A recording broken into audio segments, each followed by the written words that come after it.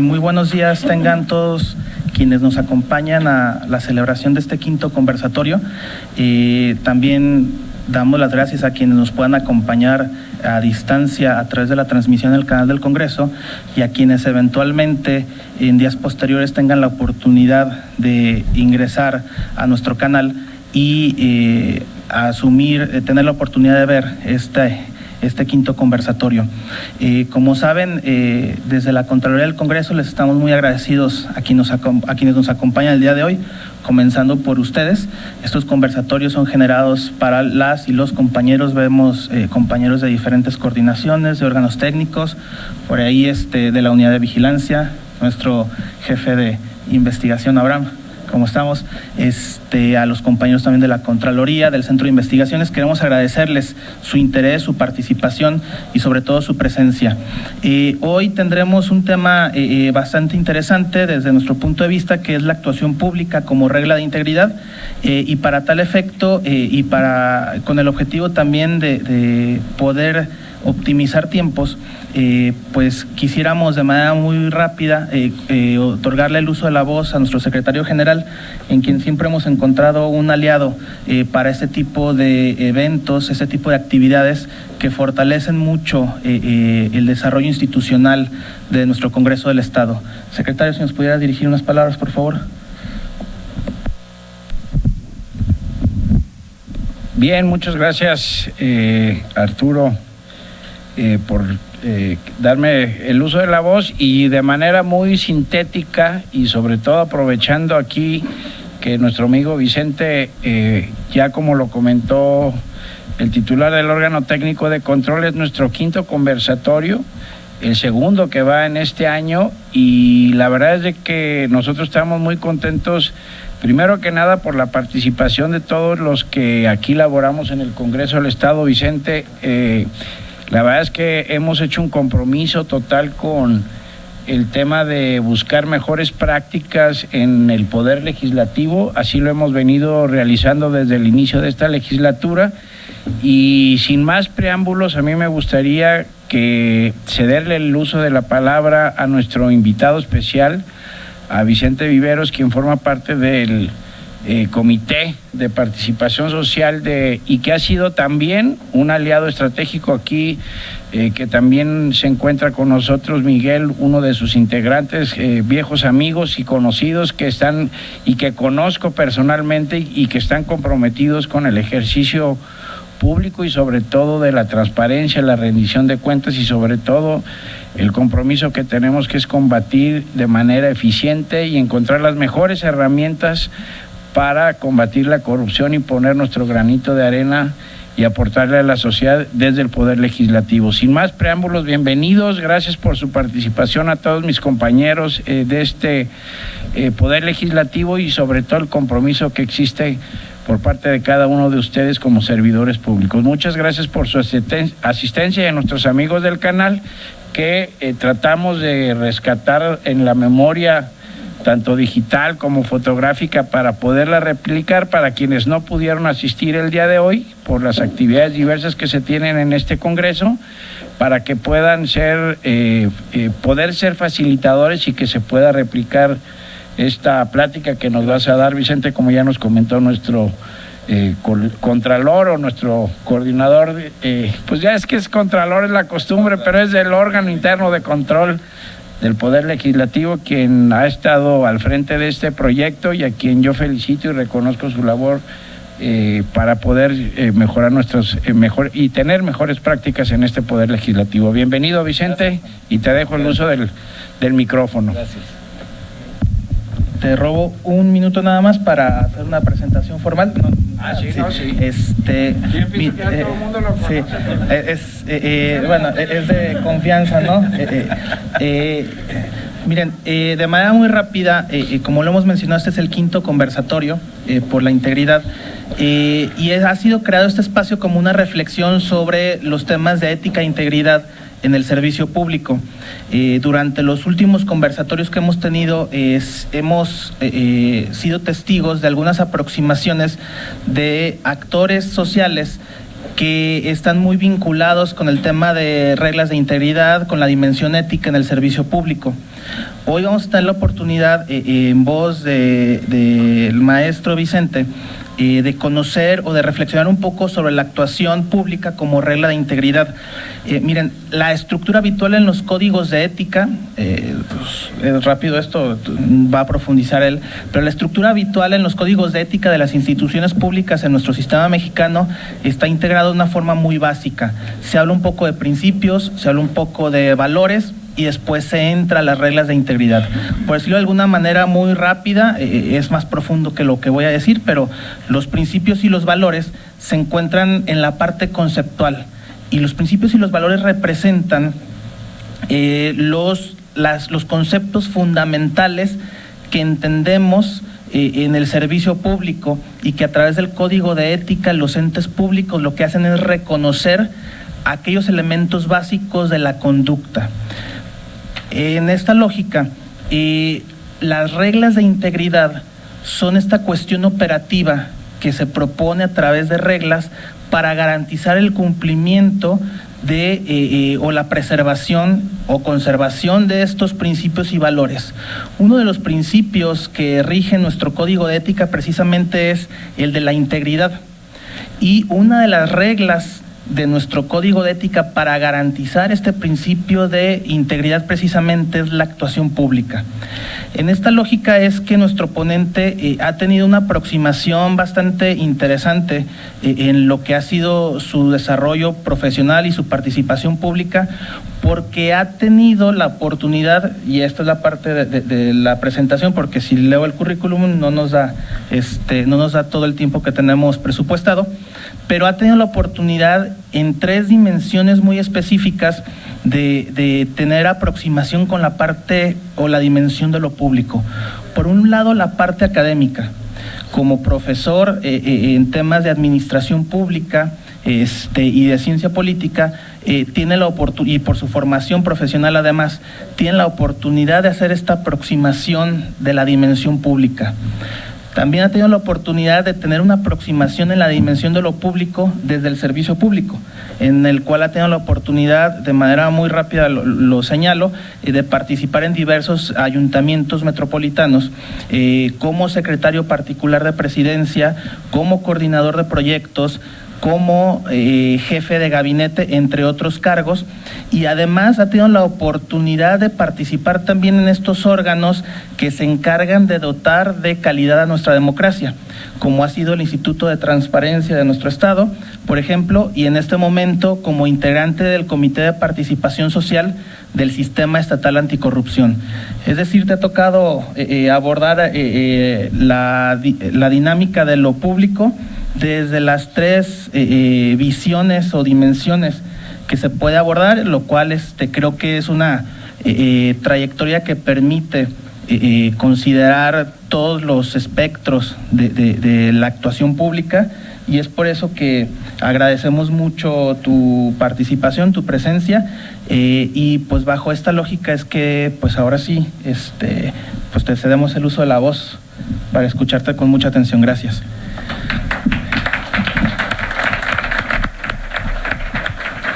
Muchas gracias a todas y todos por la posibilidad de estar aquí el día de hoy.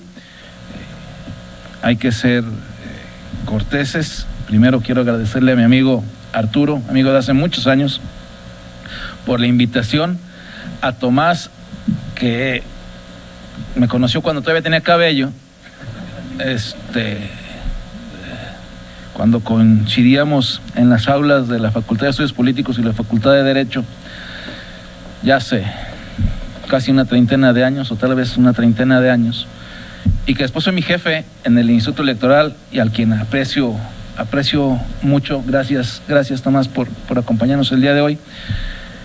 Quisiera saludar a todos, aquí, Juan de Dios, a Miguel, a Pepe, a Lourdes, a Dinoré, a Raúl, y por ahí algunos de mis alumnos y exalumnos en Derecho del CUNORTE, que también por aquí están. Saben que hay puntos extras por haber asistido a la conferencia y para ir ad hoc con la plática del día de hoy. Siempre es complejo debatía mucho conmigo mismo el día de ayer, que estaba preparando la plática hoy. Y luego dije, híjole, hablar de integridad en el servicio público no es sencillo, porque siempre nos encontramos por lo general en una línea delgada, nubosa, gris. Luego dije, bueno, si me hubieran invitado en el Poder Judicial, dijera, mi problema es mayor, para hablar de integridad en el Poder Judicial. Luego dije, si me hubieran invitado en el Ejecutivo, tendría exactamente el mismo problema. Es complejo, y no bastan o no son suficientes las normas. Las normas ahí las tenemos perfectibles en la línea de tiempo, que han mejorado sin duda, pero siempre hay que ir más allá de lo que nos dice la norma. ¿De qué hablamos cuando hablamos de integridad? Primero, hacer una breve reflexión sobre el asunto, definiciones decenas o centenas en la literatura académica sobre el tema, pero trataré de muy rápido tomar una referencia de Jacqueline Pechard en el texto de INAI sobre los sistemas nacionales de transparencia y anticorrupción, pilares de la integridad pública, el número 28 de los textos de los cuadernos del INAI, que esboza de qué hablamos de integridad en el sector público. Dice, para armar una gestión pública con integridad, la integridad es un concepto asociado a una dimensión ética de la actuación de las personas o las organizaciones. Cuando decimos que una persona es íntegra, entendemos que su conducta es honesta, incorruptible y proba. Es decir, que corresponde de forma cabal a valores y reglas morales que lo convierten en alguien respetado y confiable, y que no cede ante tentaciones de enriquecimiento indebido. Por ejemplo, la integridad es la capacidad de apegarse a compromisos o principios fundamentales para hacer frente a presiones de otros que entendemos tienen interés en que no se cumplan dichos preceptos. La integridad implica, pues, que en el actuar se es consistente con valores que socialmente están reconocidos como válidos. Y aquí me hice la primera pregunta, escuchando a alguien tan experto, leyendo a alguien tan experto como Jacqueline Pechard. Que al actuar se es consistente con valores que socialmente están reconocidos como válidos. Y luego me quedé pensando, los valores éticos, los valores morales, los valores de la integridad son reconocidos socialmente. Y recordé la dantesca escena que todos vimos hace 15 días, cuando una turba saca a unas personas de su casa por el terrible asesinato de una niña, y son linchados en público. Y de pronto la masa eufórica, hay que decirlo con todas sus letras, eufórica, creyendo que hacía justicia. O como vemos todas las semanas en los noticieros, hechos lamentablemente similares, tal vez de menos gravedad, pero que son la constante en el actuar de nuestra sociedad, y particularmente en la sociedad mexicana. Entonces, de pronto me quedé pensando, ¿en verdad estos valores son reconocidos como válidos en la sociedad? Deberían de serlo, es la primera reflexión. Más aún cuando nos dedicamos al desempeño público como el que tenemos ustedes y nosotros, Miguel y yo, tenemos ahí una discusión eterna, ahora que estamos en el Comité de Participación Social. Aquí hay expertos jurídicos en la materia, en el que nosotros asumimos una relativa injusticia, cargamos con todas las responsabilidades de los servidores públicos, con todas, y para ser sancionados, incluso con un procedimiento expedito, particular para nosotros en la ley del sistema anticorrupción, que pueden aplicar los diputados en el Congreso del Estado, y no tenemos ninguno de los beneficios. Miguel y yo no cotizamos en pensiones del Estado, por ejemplo. Sí, entonces sí tenemos toda la carga impositiva, pero no tenemos los beneficios del servicio público. No es queja, porque así nos inscribimos sabiendo cuáles eran las reglas del juego.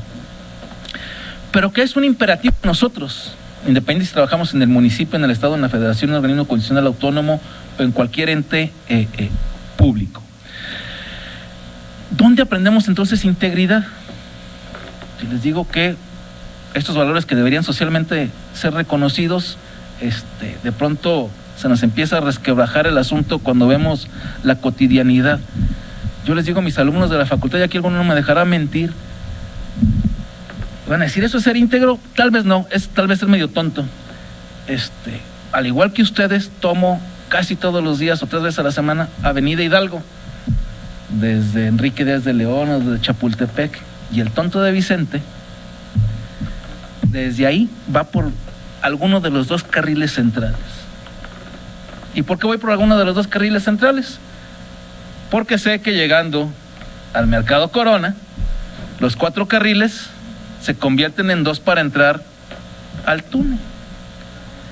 Y siempre digo, qué tonto eres. Lo digo con otras palabras, porque me lo digo a mí mismo. Pierdo 3 o 4 altos dependiendo la hora del día por todos los vehículos que van en el carril izquierdo o en el carril derecho y se meten en las últimas 2 cuadras para entrar al túnel. Y siempre digo, ¿cómo pierdo 10 minutos de gratis todos los días? Si hiciera lo que hacen los del carril izquierdo, pierdo tal vez nada más un alto. Pero ya luego salgo allá cuando cruzo en la calzada y ya se me pasa el coraje. Dije, bueno, y lo hago 3 veces a la semana al menos, ¿sí? ¿Por qué? Porque es lo correcto. A menos de que no viva en la ciudad o se me haya atontado en extremo y ¡ay! No me di cuenta. Pero el 90% de las personas que se meten en los carriles centrales de Avenida Hidalgo para entrar al túnel lo hacen de manera recurrente. ¿Por qué? Porque somos gandallas. Perdón, esos son pequeños temas de integridad, pequeñitos, que luego hacen que los pequeños detalles se nos van convirtiendo en grandes detalles al paso del tiempo. Y eso es difícil reflexionarlo con alguien que tuvo la oportunidad de recurrir a la educación básica, a la primaria o la secundaria, a quien se dedica de manera digna, eso hay que aclararlo, de manera digna, gracias, a vender en un tianguis y que va cargando todas las cosas en su camioneta media destartalada y que batalla con el tráfico, al igual que todos, pero tiene que llegar temprano, etc. O sea, es difícil discernirlo. Eso no debería ser difícil discernirlo aquí entre ustedes y yo. Todos, la inmensa mayoría, con un nivel de estudios más que aceptable, y 2, están en el servicio, estamos en el servicio, ¿cómo se dice? Público. Mi jefe también no me dejará mentir, cuando iniciaban los temas de transparencia en el Estado, Pepe ahora batalla con eso, menos, pero sigue batallando en algunas ocasiones, cuando entramos a las discusiones conceptuales sobre la información pública, y si es reservada, si es confidencial, etc. Miguel fue secretario del Instituto de Transparencia muchos años, y yo siempre ponía un ejemplo que a veces se enojaban mis amigos los abogados particularmente.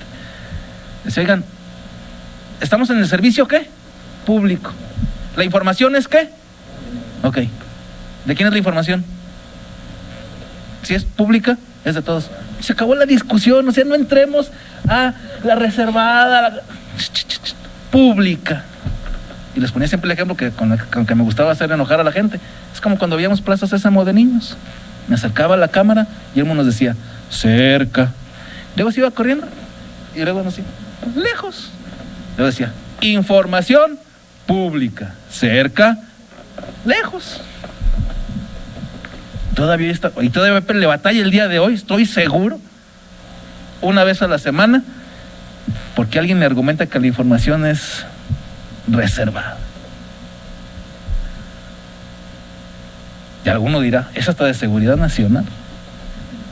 Ahí la dejo, en ese tenor. Entonces, nuestra responsabilidad en nuestro actuar cotidiano y diario en el servicio público tiene que ser con valores. tiene que tener un esquema de integridad. Y más de alguno de ustedes me dirá, luego me meto y hago corchete, luego me meto en problemas por andar de prolífico en mi hablar. Y también Miguel me acompaña en eso. O sea, ya tenemos algunas denuncias presentadas porque luego se nos va, a mí particularmente se me va la boca y luego lo ando metiendo en problemas. Yo sé que ustedes me dirán, qué fácil para Vicente venir a decirnos que hay que actuar con integridad. Vénganse un mes a trabajar aquí al Congreso, a las batallas cotidianas. No, sí los acompaño. Ahorita tenemos aquí un asunto pendiente para, por ejemplo, nombrar a los integrantes, las personas interesadas para formar parte del Tribunal de Justicia Administrativa del Estado de Jalisco, en el que mi amigo Miguel y yo con mis otros compañeros casi no dormíamos los últimos 15 días, porque el Congreso del Estado nos da 6 días para evaluar a todas las y los candidatos, y de pronto llegó el día, ¿y qué pasó? Cri, nada. Y luego uno dice, híjole, ya no me jalaba los pelos porque ya no me alcanzan, pero para poder tener en tiempo y forma la evaluación del Comité de Participación Social para que pueda ser tomada en cuenta por el Pleno del Congreso, y de pronto no tuvimos, no se nombra. Espérense, también les platico nuestras batallas internas en un diferendo que es público. Siempre nos acompañamos de integrantes de las universidades o de expertos en el tema para que nos acompañen en la evaluación. Y ahí los andamos correteando para que nos ayuden a evaluar. Y discutíamos internamente nosotros, ¿qué vamos a hacer ahora? ¿Cómo le pedimos a esa gente que le aporta, eso sí de gratis?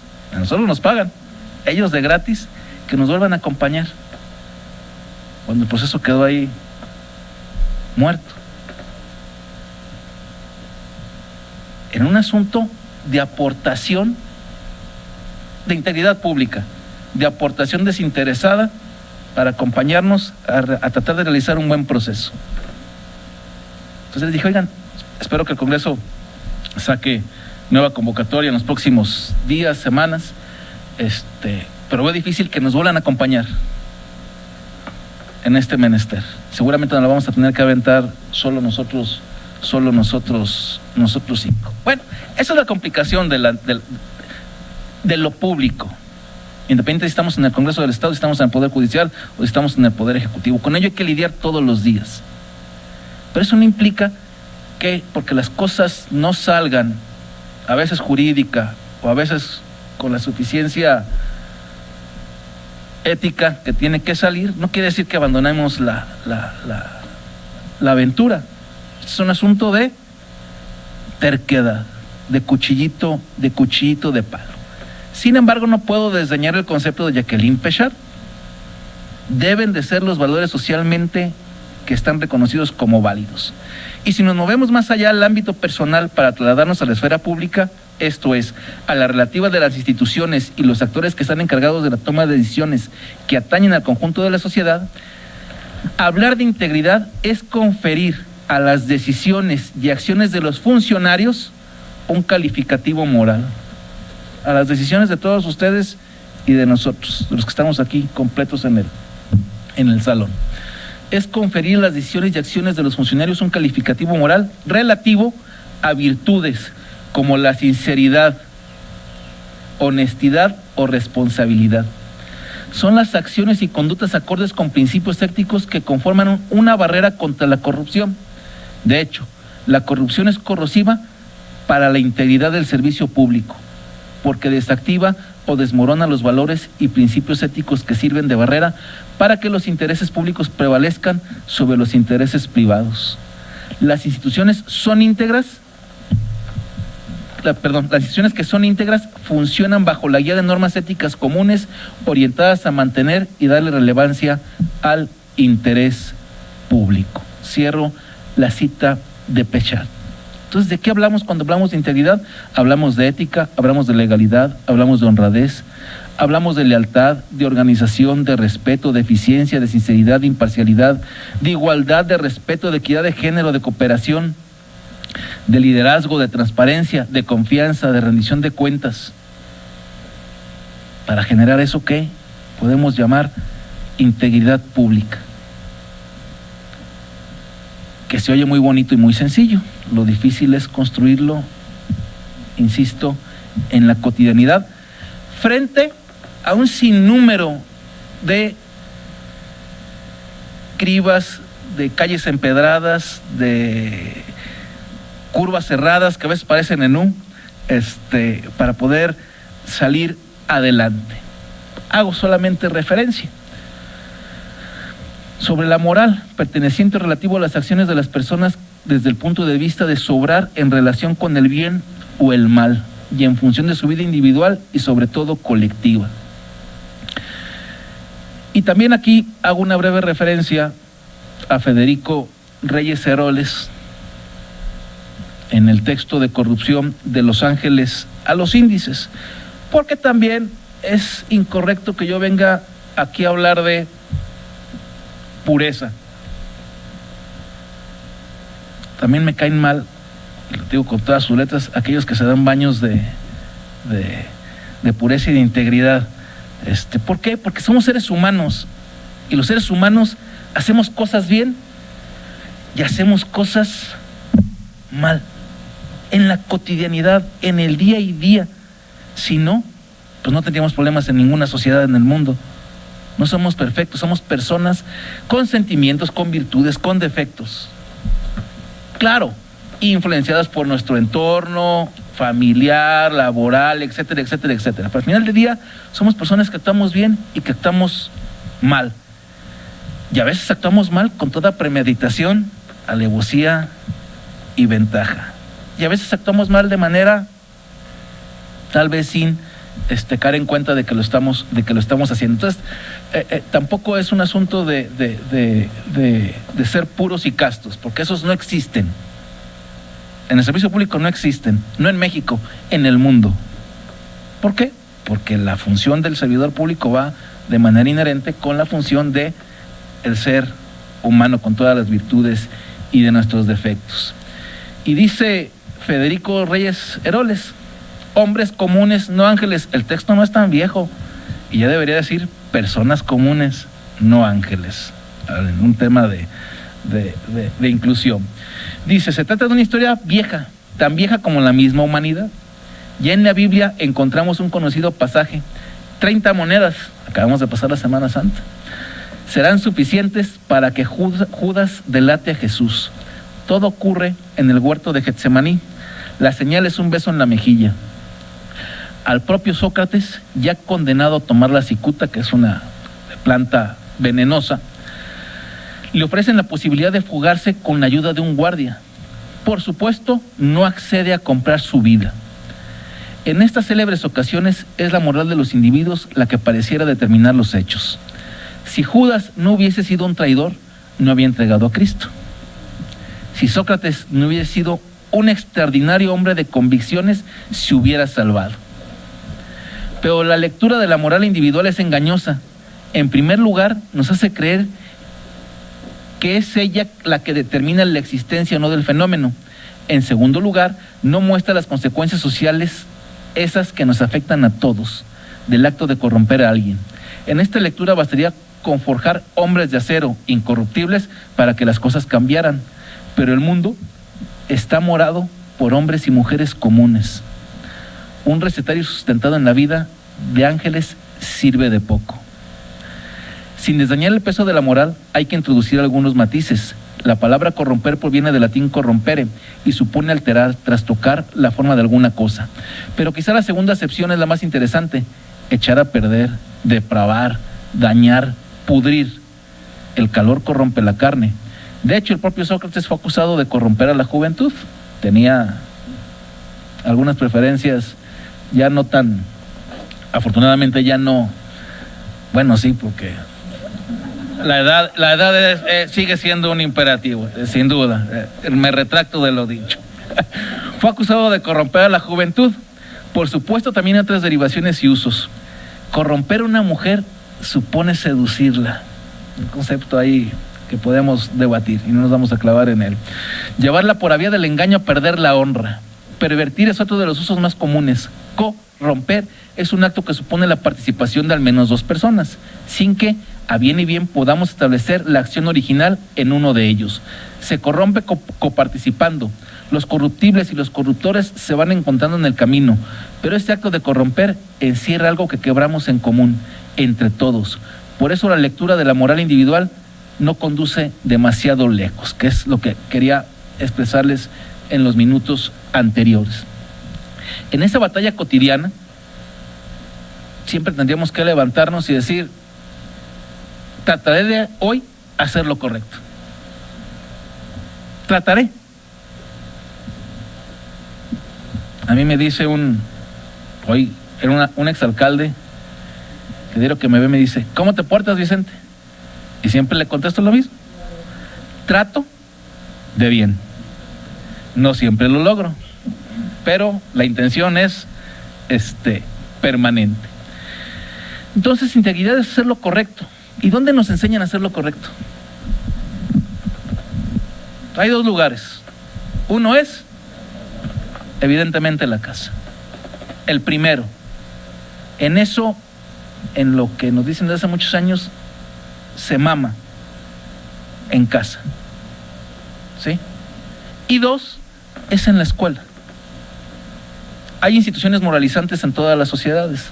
La iglesia, la escuela, la familia, las instituciones como esta. Y vivimos una seria crisis, y hay que decirlo de manera clara, vivimos una seria crisis de valores en este momento. ¿Por qué? Porque también a todos nos enseñaron, la célula de la sociedad moderna, podemos entrar a la discusión de la concepción del Estado, es la familia.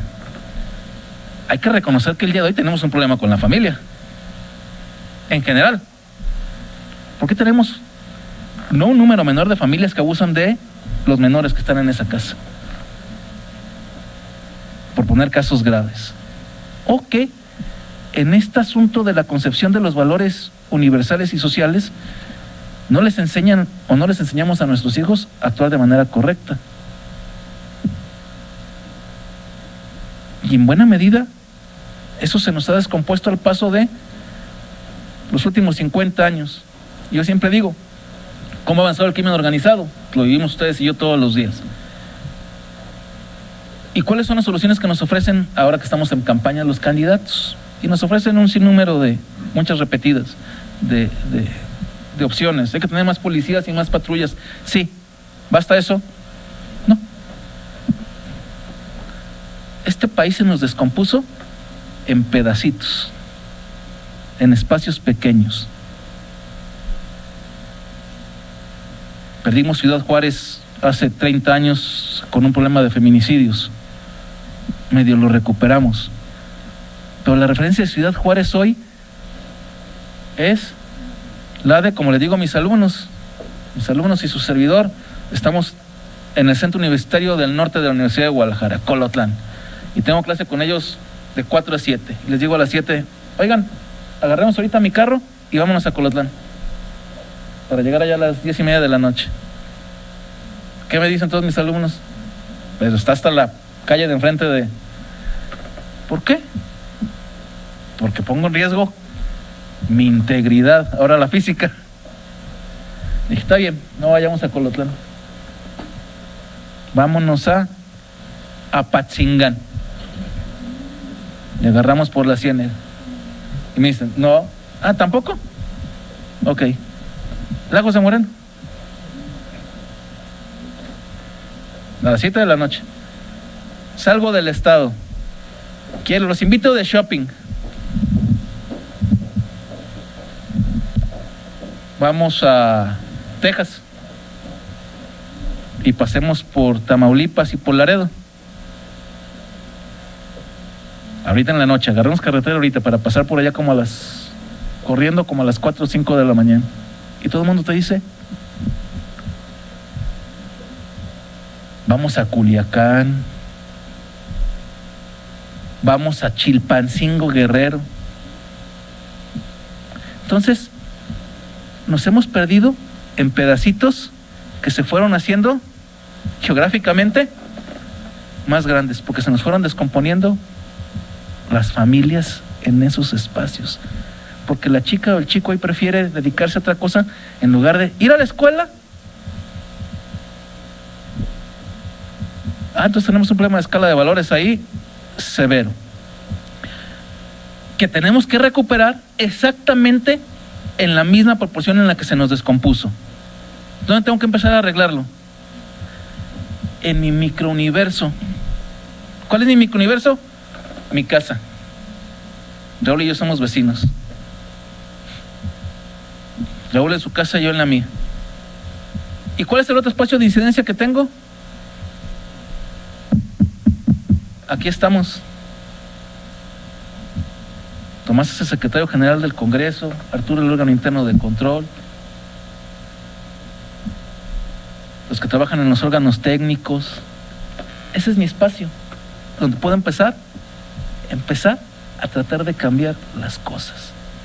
Y solo vamos a poder recuperar dentro de 20 o 30 años de la misma manera en la que perdimos nuestros espacios.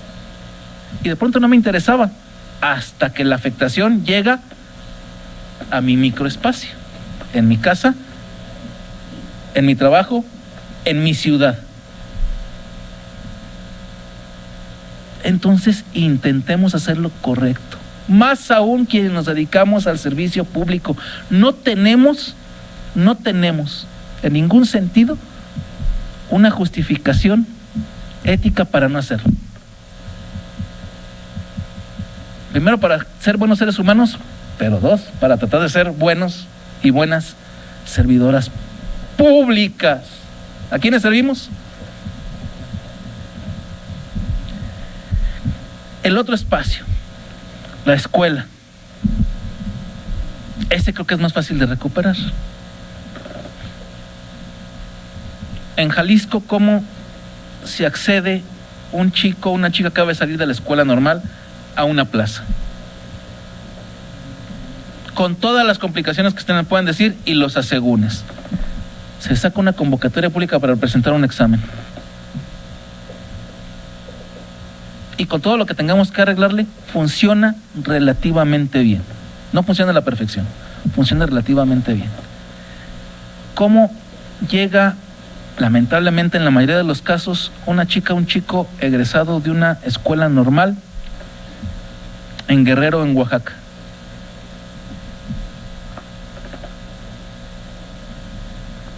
Cerrando el centro 15 días hasta que logro que el gobierno del estado otorgue las plazas para todos los egresados de las escuelas normales.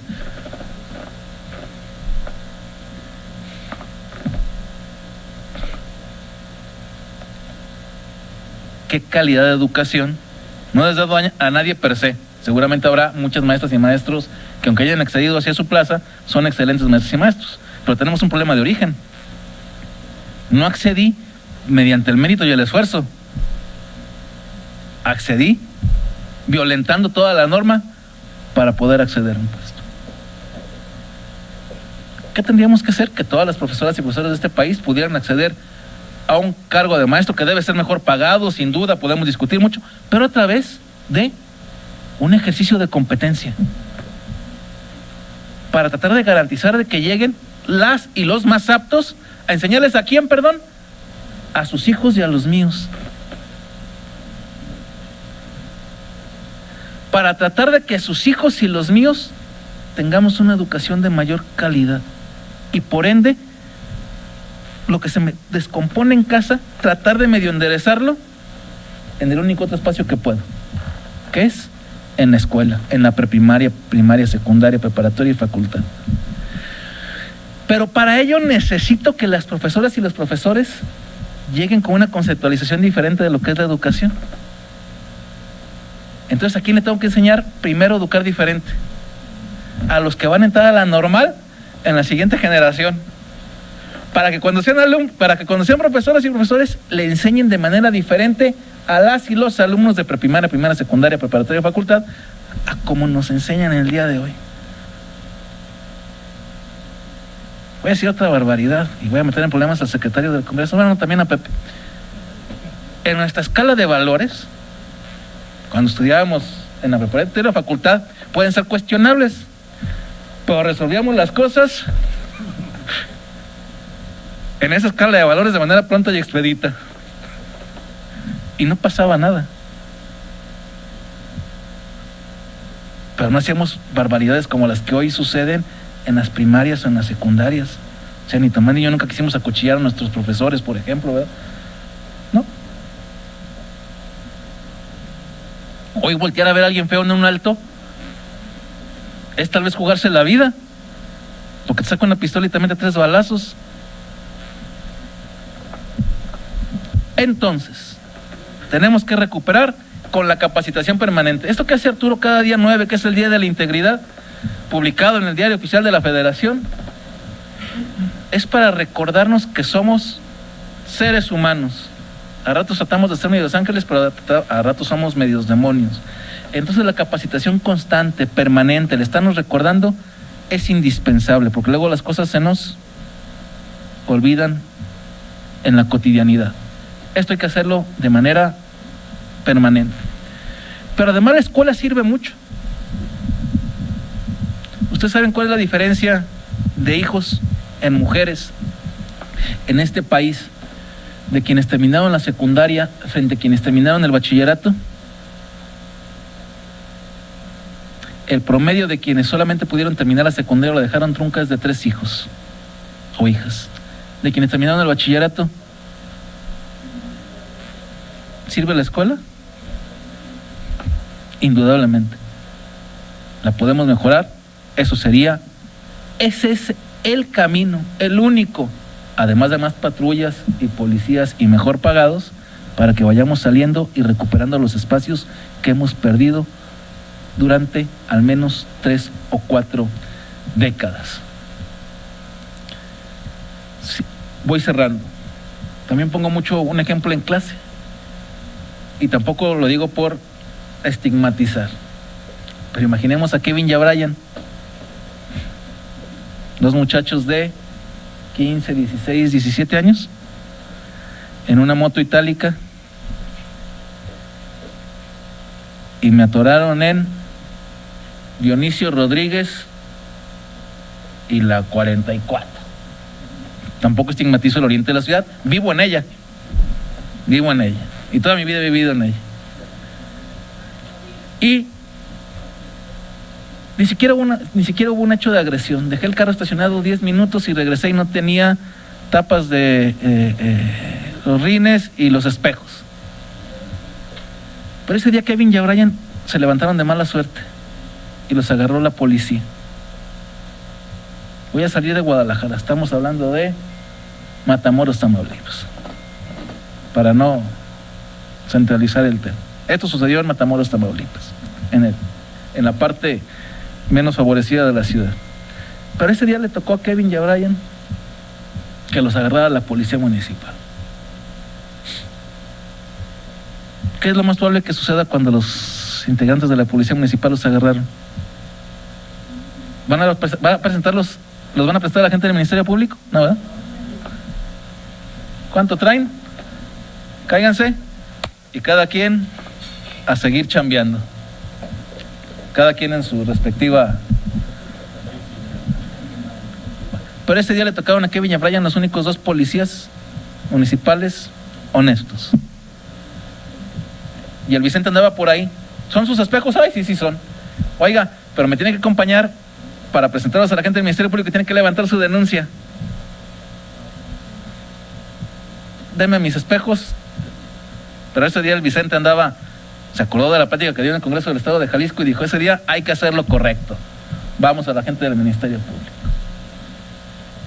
Y llenan las 32 formas que hay que llenar. Por supuesto, el informe de policía homologado, que es un trabucles, yo los conozco, es una barbaridad, para que lo llenen bien y la gente del Ministerio Público no tenga la posibilidad de dejarlo salir porque fue mal llenado. Está bien, pero llegamos a la gente del Ministerio Público. ¿Todavía pueden resolver el tema ahí Kevin y Brian? Nada más era lo que traía en el día y ya tuve que hablarle al primo, oye, me atoraron y me piden 4,000 pesos para poder solventar el asunto. Vicente ya se fue, ya recuperó, fue a presentar, firmó y se fue. Parece ya que a Kevin y a Brian le tocaron un agente del Ministerio Público mujer, prueba y honesta. Hay todos los elementos a la penal y al juez. ¿Pueden resolver Kevin y Brian el tema en el juzgado? Pues ya le tuve que hablar a papá y mamá, ¿verdad? Empeñemos la itálica y pidamos prestado para resolver el tema. Nada más, ya me costó 25, 30 mil pesos, ¿verdad? El Vicente ya ni se enteró de qué sucedió. Bueno, esto como película mexicana, como la del infierno, cualquiera de tantas de la filmografía mexicana. Espérense, no va a suceder. Porque Kevin y Brian pudieron resolver el tema o en la policía municipal, o en el agente del Ministerio Público, o en el juzgado, en el hipotético caso que hayan llegado hasta allá. Entonces, ¿quién está preso en México? Pues o quien no tiene recursos o quien tiene muy mala suerte, en buena cantidad de casos.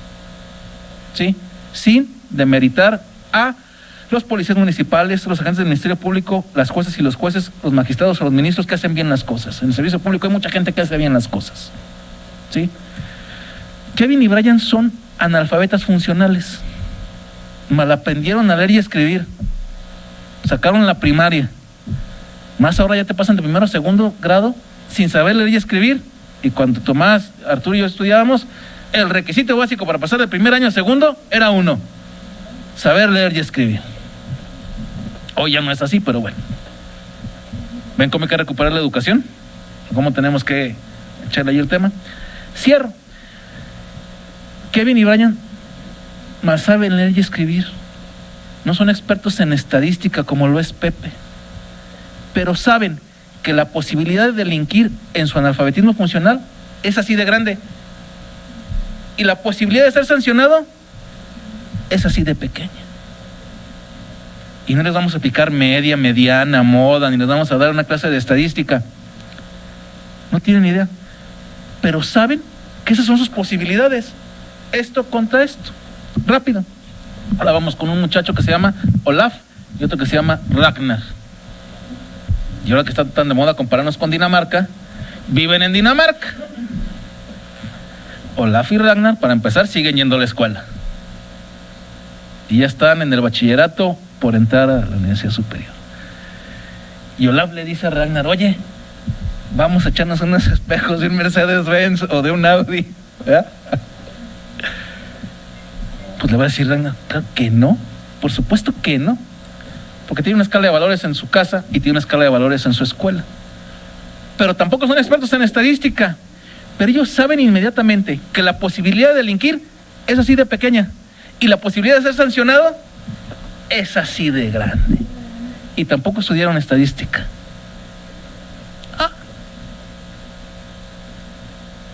Eso se llama cultura de la legalidad, que va acompañada de una escala de valores, además de un marco normativo pertinente. Claro, en esto de ser humano también en Dinamarca suceden cosas, pero tienes la libertad, esa bendita libertad, con conciencia de actuar bien o de actuar mal, con conciencia.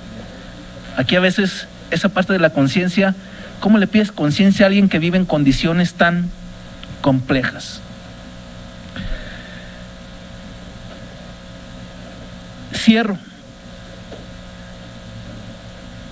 ¿Cómo ser íntegros en la cotidianidad? Pues tratando de recordarnos esto todos los benditos días. Así como el señor que vende fruta en el centro de la ciudad, cuando llega Arturo y le compra un vaso de fruta y es el primer cliente del día y agarra su dinero y se persigna para que le vaya bien, tratemos de recordar. Ni siquiera digo que lo vamos a lograr. Tratemos de decir, hoy trataré de hacer lo correcto. Yo como alcohólico anónimo me levanto todos los días y ¿qué digo? Solo por hoy, ¿verdad? Solo por hoy. Bueno, tratemos. Y para eso Además, hay un marco normativo importante, una construcción institucional que tenemos media atorada, los sistemas anticorrupción, los órganos internos de control, etcétera, etcétera, para que nos recuerden que si actuamos mal en nuestro servicio público, nuestra función pública, podemos tener consecuencias. Pero mi temor tiene que ser mayor. Mi temor tiene que ser mayor. De que mi posibilidad de ser sancionado es así de grande y la de actuar mal así de pequeña. Eso se logra del día a la noche, ¿no? Al igual que tenemos que recuperar espacios geográficos en el país, tenemos que hacer que la posibilidad de salir impunes cuando actuemos mal se vaya, y que la posibilidad de ser sancionados vaya. Yo llevo a mis hijos con el psiquiatra y toman medicamento y las ansiedades y estas enfermedades modernas, y mi abuelo agarraba el fajo o el lazo y lo mojaba, y vieron qué bien me portaba. ¿Por qué? Porque el temor a la sanción era mucho mayor que la posibilidad de salir impune. Ya sé que son prácticas que violentaban derechos humanos, qué bueno que ya no se hacen, pero así tiene que funcionar, así tiene que funcionar. Y hay muchas herramientas. El Congreso, al igual que muchos entes públicos, estoy certero que podremos estar próximamente en un sistema de presentación, ya se hace, de declaraciones patrimoniales, que por cierto ya vienen, y da la flojera del tamaño del mundo.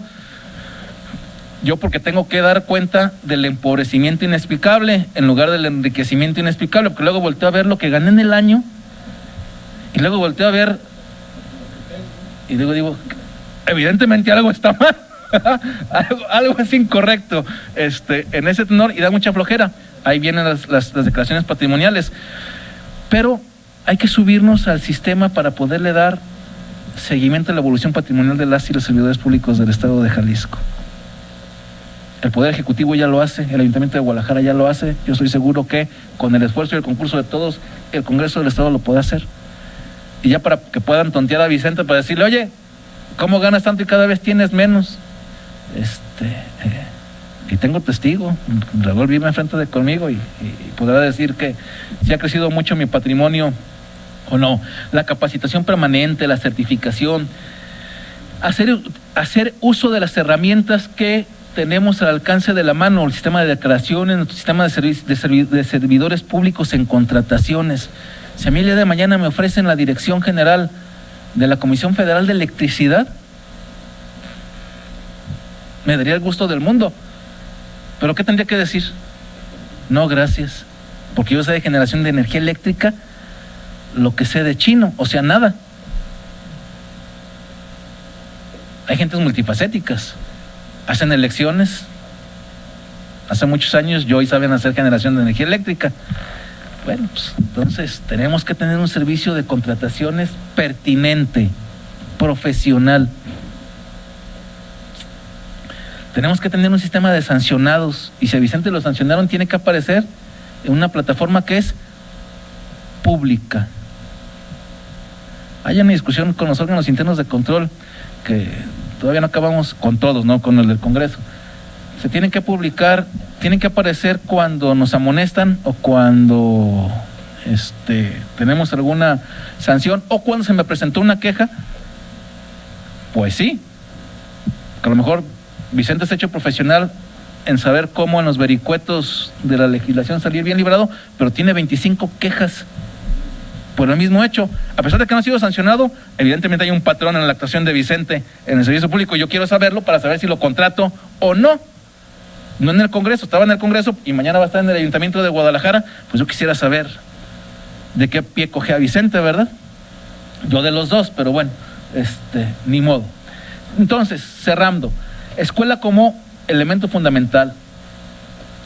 Reentender nuestras familias, la familia con la que crecimos nosotros, papá, mamá, 15 hijos los abuelos, 8 los padres, nosotros 2, y parece que mantengo como a 10, han cambiado, pero ahora tenemos familias con un solo papá o la mamá, en la mayoría de los casos, o parejas de un mismo sexo criando un niño o una niña.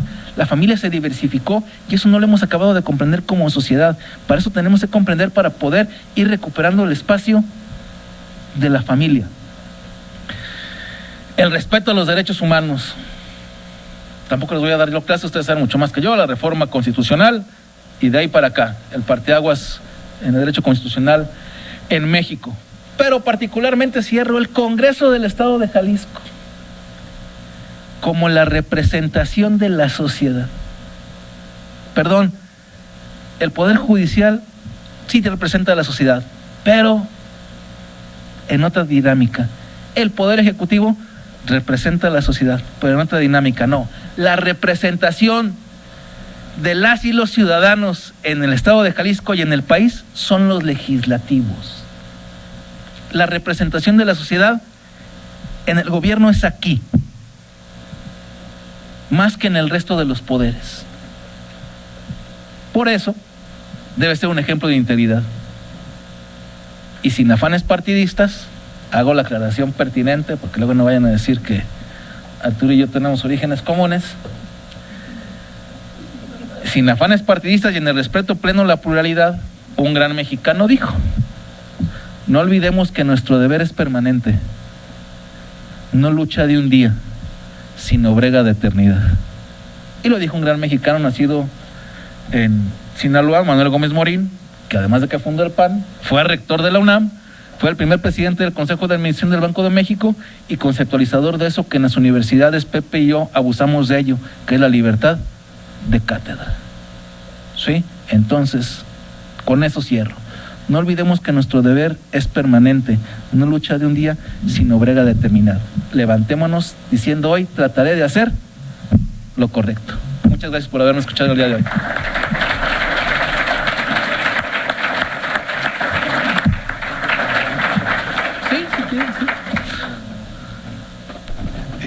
Agradecemos muchísimo al maestro Vicente Viveros por sus reflexiones.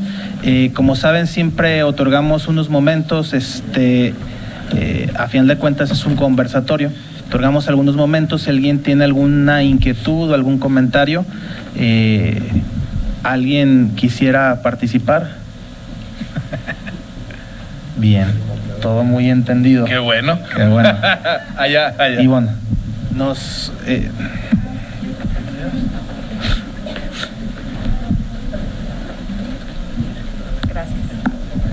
Ya. Bueno, maestro, le voy a hacer una pregunta un poquito complicada desde mi punto de vista. Escuchando todos los ejemplos que nos da, muy acertados todos ellos, gracias, sí. Yo sí coincido en que todas las personas que desde nuestro muy pequeño círculo podemos hacerlo, pero eso depende específicamente de uno, como cambiarte de carril o irte por el centro, aunque te tardes más, ¿no? Eso, pues, en teoría es muy bonito, suena muy bonito, es una idea muy romántica, es Aldous Huxley en El Mundo Feliz, ¿no? Pero en la realidad, ¿deberíamos entonces sublevarnos cuando el lugar en donde trabajamos no respalda a lo mejor este tipo de actitudes o actividades para generar una mejor integridad en nuestro trabajo? Y el ejemplo específico es, como bien terminó diciendo, en este legislativo sí hay un tema muy marcado de colores, de fracciones, de ese tipo de cosas, y muchas veces uno quiere actuar dentro del marco de lo legal, de lo justo, pero siempre te está jalando un hilito diciéndote: eso no lo puedes hacer. Hay que sublevarse o tenemos que agachar la cabeza y seguir haciendo lo que marca la institución. Gracias. Era inevitable la pregunta y también ayer reflexioné mucho. Sin duda es un tema que permea. Miren, primero voy a contestar con un dicho muy recurrente. Hay un dicho que dice: no hay loco que coma lumbre. Y es cierto, ¿verdad? A ver, les voy a decir algo que también, y Miguel conoce mucho, que doy ese dicho: prefiero el 30% de 100 que el 100% de nada. Hay que ir avanzando de poco a poco, porque es imposible cambiar las cosas de la noche a la mañana. Y entiendo la particularidad de la dificultad trianual en el Congreso del Estado, como en los municipios.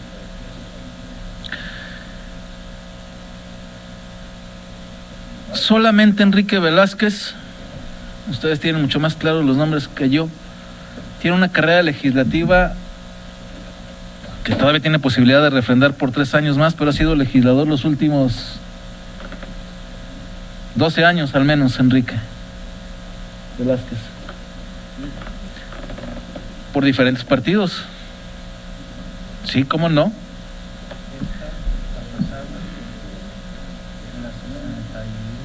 Sí, ahí está Arturo, ya van las 60. ¿Cuál estamos ahorita? En la 61, 62, 62, 63. 60, 62, 63, cuando menos 9 años consecutivos. Y ahí también tenemos un problema con nuestro legislativo. Pepe es mucho más experto en la materia de cómo la profesionalización de los legislativos en otros países del mundo, que aquí es complejo, pero los norteamericanos tenemos congresistas que tienen 40 años siendo representantes de su distrito, o senadores con una igual cantidad de años y ganan sus elecciones cada el tema de la reelección, etcétera, y de las personalidades. Es un problema que tenemos en todos los legislativos. ¿A qué voy? ¿Cuáles son los requisitos para ser diputado o diputado en este estado? Los que marca la legislación electoral. Y luego tenemos ahí las preguntas de, oiga, ¿y tenemos que permitirle a alguien que no terminó la primaria ser legislador estatal o federal? Perdón, sí, porque si no violentamos sus derechos fundamentales, ¿verdad? ¿En quiénes se tienen que apoyar? En los órganos técnicos, en el capital humano que hay en los legislativos, profesionales. Sí, pero con eso batallamos, con esa diversidad batallamos todos los días. ¿Qué es lo que toca hacer? Toca hacer, oiga, lo que dice la norma y la experiencia de cualquiera de ustedes que tiene aquí más de 3, 6, 9, 12, 15 años, es esta. Usted toma la decisión, usted en lo personal o ustedes como colegiados. También reza un dicho, el mandado no se equivoca, no es culpado. Y podemos tener esas consecuencias de carácter legal. Y si podemos dejarlo como testimonio para que si algún día tenemos un problema jurídico pueda yo demostrar que fui mandado, no fue una decisión mía, bueno, hasta ahí podemos llegar. O también estas cuestiones también son de momentos y de timing. Hay momentos en el que tal vez sí me pueda sublevar, pero hay que tener el momento adecuado en el momento adecuado, sí, para poder hacerlo. Pero mientras tanto, hagamos lo correcto nosotros y dejemos testimonio de que dijimos que hay que hacer así las cosas. Hasta ahí. Porque si no, y bueno, el día de mañana no tienes trabajo y cambió algo. No. No. Cuando digo de la brega eterna es precisamente eso, estar perseverando en la medida de nuestros ámbitos, en lo que podamos, entendiendo que, y no nos frustremos, de que, lo dije, caminamos por calles empedradas y caminamos por caminos sinuosos en ese tenor. Ojalá algún día pueda ser legisladora y o personas como tú. Y también hay que decirlo, hay legisladoras y legisladores a lo largo de la historia de Jalisco prolíficos, jaliscienses de excepción en este estado, y no pocos en ese tenor. Entonces, tratemos de que en la medida de nuestras posibilidades avancemos hacia allá en el ámbito de nuestras posibilidades. No entro en la discusión, reflexionemos cada quien en el ámbito de lo personal, pues por quién nos vamos a votar el primer domingo de junio. Ustedes lo tienen muy definido, estoy seguro que el 97% de los que estamos aquí, pero reflexionen su voto con intereses particulares. Todos reflexionemos nuestro voto con intereses particulares, todos. Pero pedir un nivel de reflexión a quien mal terminó la secundaria, a Kevin O'Brien, es complicado. ¿Qué tengo que hacer? Mejorar la familia y mejorar la escuela, para que podamos tratar de votar en mayoría en una reflexión mucho más profunda en la bendita libertad que tenemos todavía para votar por quien nos venga en gana.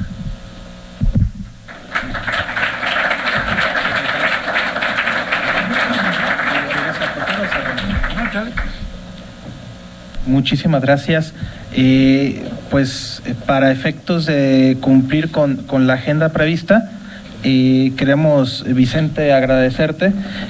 Queremos agradecer por tu conducto a las demás personas que integran el Comité de Participación Social. Hemos encontrado en los últimos 2 años unos aliados muy valiosos en el tema del control interno desde la Contraloría del Congreso. Y pues nada más reflexionando en este tema que, ya que citas personas de reflexión común, también señalaba esta persona que mencionas que, pues, entre otras cosas, los valores son nuestras únicas herramientas. No tenemos más, pero tampoco tenemos mejores. Lo citaba en ese sentido y creo que aplica perfectamente en lo que estamos conversando, ¿no? Es correcto. Nos quedamos, cerramos con una simple idea, una metáfora que usaba Augusto Chacón en el segundo conversatorio. Él preguntaba de qué manera nuestros valores como institución conversan en armonía con los valores de la sociedad, ¿sí? Y quizá pudiéramos entender con esto que nos compartes que pues el reto es definir en nuestros microespacios, como lo es nuestro trabajo, lo valioso en correspondencia con las expectativas sociales y defendiendo con constancia este reconocimiento de lo valioso desde la dimensión pública. Pues no me queda más que agradecerte de nueva cuenta la participación, secretario, agradecerte también tu acompañamiento y fundamentalmente agradecer a quienes han venido el día de hoy por quinta ocasión a este conversatorio y sin más pues nos estamos viendo dentro de 2 meses. Muchísimas gracias por su participación y por su presencia. Que tengan muy buena tarde. Gracias. Querido Tomás, oye, nos hablamos ahora sí para allá. No, sí, que bueno, de acuerdo con el Torres. Para.